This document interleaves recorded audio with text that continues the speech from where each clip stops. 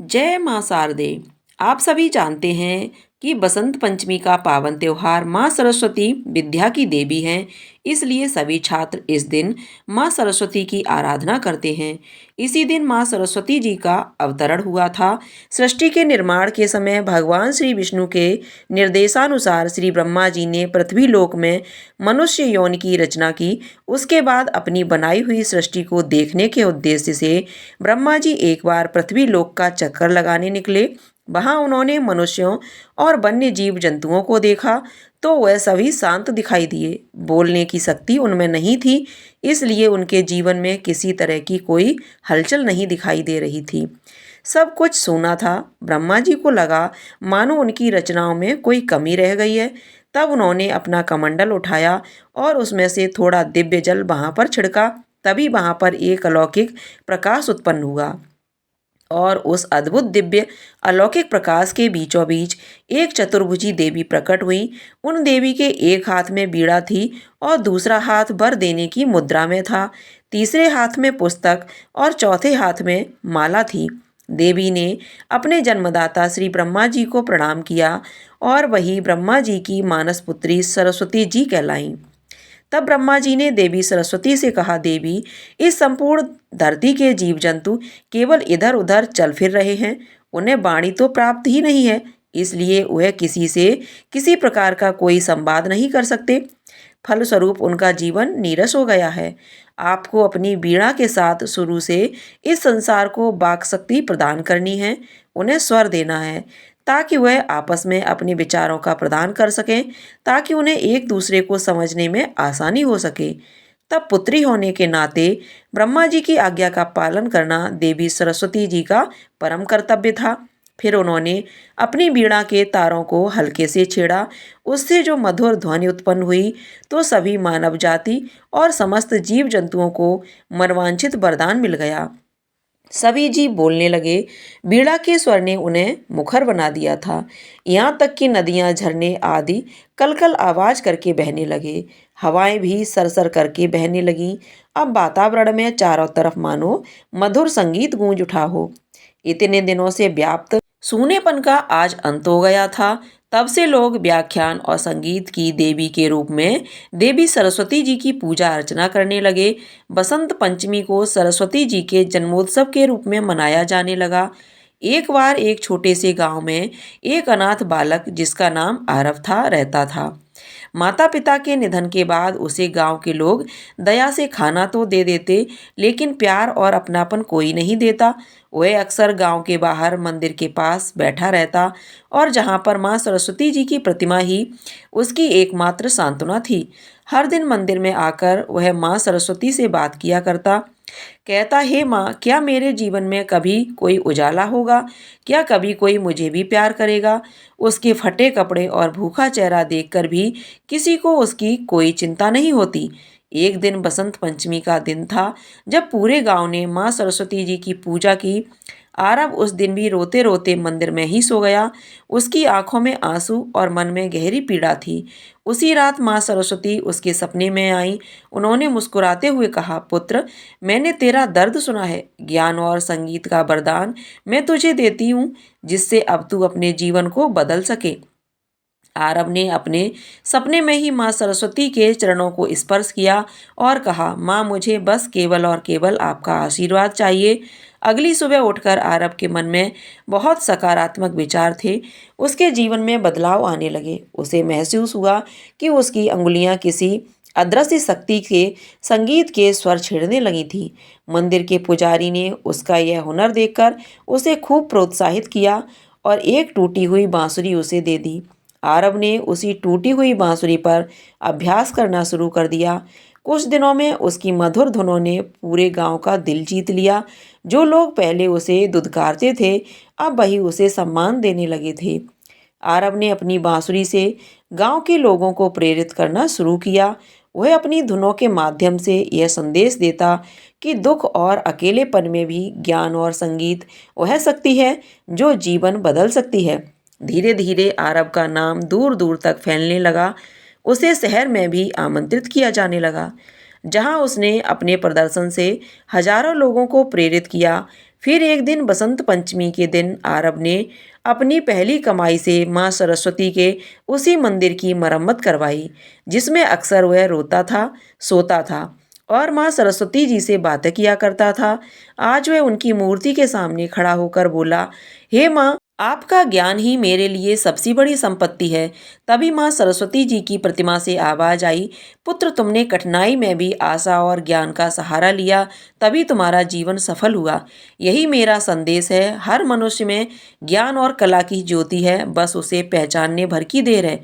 आरब का जीवन हम सभी को संदेश देता है कि चाहे जीवन कितना ही कठिन क्यों न हो, ज्ञान और आत्मविश्वास की शक्ति से हर दर्द को खुशी में बदला जा सकता है। माँ सरस्वती की कृपा उनके उन भक्तों पर अवश्य होती है जो खुद पर विश्वास रखते हैं। किसी छोटे से गांव में अन्वी नाम की एक गरीब लड़की रहती थी। उसके पिता किसान थे, लेकिन लगातार सूखे के कारण फसल कम होती थी। कभी कभी फसल से एक भी दाना अन्न का नहीं मिलता था। परिवार का पेट पालना भी मुश्किल हो गया था। माँ सिलाई करके थोड़ी थोड़ी मदद किया करती थी। अन्वी की अन्वी का मन पढ़ाई में बहुत लगता था, लेकिन मजबूर थी स्कूल जाने के लिए पैसे जो नहीं थे। वह अक्सर दूसरों के फेंके हुए कागज उठाकर उन पर लिखने का अभ्यास करती और मंदिर के पास बैठकर पढ़ाई किया करती। गांव के लोग अक्सर उसका मजाक उड़ाते और कहते, पढ़ाई से क्या होगा, तेरी किस्मत में तो गरीबी ही लिखी है। लेकिन मासूम अन्वी का हौसला कभी नहीं टूटा। हर बसंत पंचमी पर वह माँ सरस्वती के सामने अपनी छोटी सी स्लेट लेकर जाकर उनसे प्रार्थना किया करती, हे माँ, मुझे ज्ञान का आशीर्वाद दीजिए। मैं खूब मेहनत करूँगी, लेकिन मुझे आप मार्ग दिखलाइए। फिर एक रात बसंत पंचमी के दिन माँ सरस्वती उसके सपने में आईं। उन्होंने कहा, पुत्री, कठिनाइयां तेरे जीवन में आएंगी, लेकिन तेरी लगन और मेहनत तुझे सफलता के द्वार तक ले जाएगी। ज्ञान ही तेरा सबसे बड़ा धन बनेगा। अगली सुबह अन्वी ने निश्चय किया कि वह गांव के बच्चों को पढ़ाएगी और बदले में उनसे अपनी पढ़ाई का सामान जुटाएगी। उसने मेहनत से दिन रात पढ़ाई की। वह गांव के हर बच्चे को पढ़ाने लगी, जिससे उसकी अपनी पढ़ाई का खर्च निकलने लगा। फिर भी गरीबी उसके पीछे थी। कभी कभी खाने को कुछ भी नहीं होता, लेकिन अन्वी की आंखों में माँ सरस्वती के आशीर्वाद की चमक थी। बारिश में भीगी किताबें, टूटे पेन और फटे कपड़े उसकी राह में कभी रुकावट नहीं बन सके। फिर एक दिन शहर के एक शिक्षक ने अन्वी को देखा जब वह एक पेड़ के नीचे कुछ अनाथ और गरीब बच्चों को पढ़ा रही थी। उन्होंने उसकी प्रतिभा को पहचाना और उसे अपने स्कूल में स्कॉलरशिप दिलवाई। लेकिन सफ़र इतना आसान नहीं था। शहर में दूसरे बच्चे उसका मजाक उड़ाया करते, क्योंकि वह गरीब और साधारण कपड़ों में रहती थी। अन्वी ने आंसुओं को छिपाकर दिल में माँ सरस्वती जी की मूर्ति को याद करके अपनी मेहनत जारी रखी। धीरे धीरे अन्वी ने अपने ज्ञान और मेहनत से सबका दिल जीत लिया। उसने अपनी स्कॉलरशिप के पैसों से गांव के बच्चों के लिए एक छोटी लाइब्रेरी खोली। जब उसने अपनी पहली परीक्षा में पूरे राज्य में पहला स्थान पाया, तो उसका नाम अब हर तरफ गूंजने लगा। आज बसंत पंचमी का दिन था और एक बार फिर से वह अपनी किताबें लेकर माँ सरस्वती जी के मंदिर में उपस्थित थी। कहने लगी, हे माँ, आपका आशीर्वाद ही मेरी ताकत है। आपने ही मुझे रास्ता दिखाया। मूर्ति में से फिर आवाज आई, पुत्री, खुद पर विश्वास जो करता है वह हर कठिनाई में मेहनत जारी रखता है, उसे मेरा आशीर्वाद हमेशा मिलता है। अब तू अपने ज्ञान का प्रकाश दूसरों तक पहुँचा। और तब अन्वी माँ सरस्वती जी के आशीर्वाद और अपनी मेहनत से एक प्रसिद्ध शिक्षिका बन गई। फिर उसने गरीब बच्चों की मदद के लिए कई स्कूल खोले। जो लोग कभी उसका मजाक उड़ाया करते थे, आज वही उसकी तारीफें करते नहीं थकते थे। अन्वी की यह कहानी हमें सिखाती है कि ज्ञान, मेहनत और ईश्वर के प्रति आस्था के बल पर हर बाधा को पार किया जा सकता है। माँ सरस्वती का आशीर्वाद उन्हीं को मिलता है जो सच्चे मन से प्रयास करते हैं और कभी हार नहीं मानते। यह थी बसंत पंचमी से जुड़ी कुछ कथाएं और कहानियाँ। अब सुनिए माँ सरस्वती के दिव्य 108 नामों का जाप। जो भक्त सच्चे मन से और ख़ास तौर पर जो छात्र सच्चे मन से माँ सरस्वती की पूजा करके 108 नामों का जाप करते हैं, उनके जीवन में सदैव माँ सरस्वती का आशीर्वाद बना रहता है और वे हमेशा सफलता ही प्राप्त करते हैं। माँ सरस्वती के 108 नाम: ओम सरस्वती नमः, ओम महाभद्राय नमः, ओम महामाय नमः, ओम महावरप्रदाय नमः, ओम श्री प्रदाय नमः। ओम श्री पद्माय नमः। ओम श्री पद्मलक्षाय नमः। ओम पद्मभक्ताय नमः। ओम शिवाय नमः। ओम पुस्तक प्रभात नमः। ओम ज्ञान मुद्राय नमः। ओम रमाय नमः। ओम परमाय नमः। ओम कामरूपाय नमः। ओम महाविद्याय नमः। ओम महापातकाय नाशाय नमः। ओम महाश्रमणाय नमः। ओम मलिन नमः। ओम महाभोगाय नमः। ओम महाभुजाय नमः। ओम महाभागाय नमः। ओम महोत्सव नमः। ओम दिव्यांग नमः। ओम सुरवंदिता ओम नमः। ओम महाकाल नमः। ओम महापाश नमः। ओम महाकाय नमः। ओम महाकुशाय नमः। ओम पिताय नमः। ओम विमलाय नमः। ओम विश्वनाय नमः।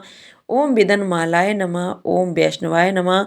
ओम चंद्रिकाय नमः। ओम चंद्रबदनाग नमः। ओम विभूषिताय नमः। ओम सावित्रे नमः। ओम सुरसाय नमः। ओम दिव्य नमः। ओम दिव्य अलंकार भूषिताय नमः। ओम वेग दिव्य नमः। ओम वसुधाय नमः। ओम तीव्र नमः। ओम महाभद्राय नमः। ओम महाबुलाय नमः। ओम भोगदय नमः। ओम भारते नमः। ओम भामे नमः। ओम गोविंदाय नमः। ओम गोमत्स नमः। ओम शिवाय नमः।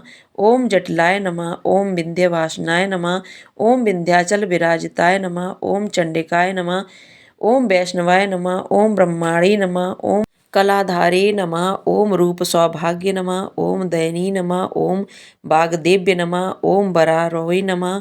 ओम वराह्यो नमः। ओम वारी जासनाय नमः। ओम चित्राय नमः। ओम गंधाय नमः। ओम चित्रमाली नमः। विभूषिताय नमः। ओम कारप्रदाय नमः। ओम वेदजाय नमः। ओम विद्याधराय नमः। ओम पूजिताय नमः। ओम नीलभुजाय नमः। ओम चतुर्भुज फल नमः। ओम चतुरानंद साम्राज्य नमः। ओम रक्तमाधाय नमः। ओम निरंजनाय नमः। ओम संहाराय नमः। ओम नीलजंगाय नमः। ओम ब्रह्मा विष्णु ओम मां वरदायिनी नमः। ओम शारदे नमः।